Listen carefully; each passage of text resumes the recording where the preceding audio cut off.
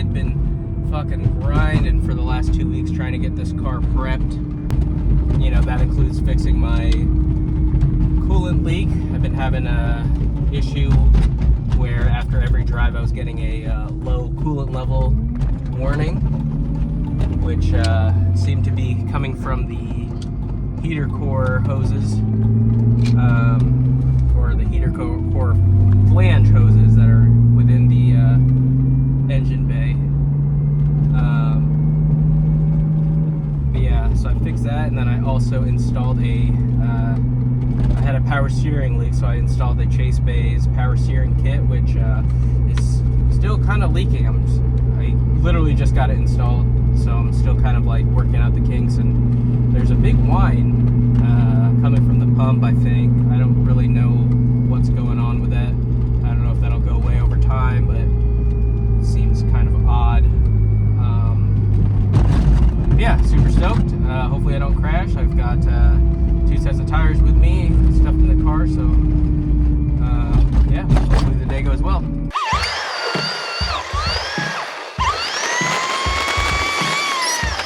Alright, appreciate it, man.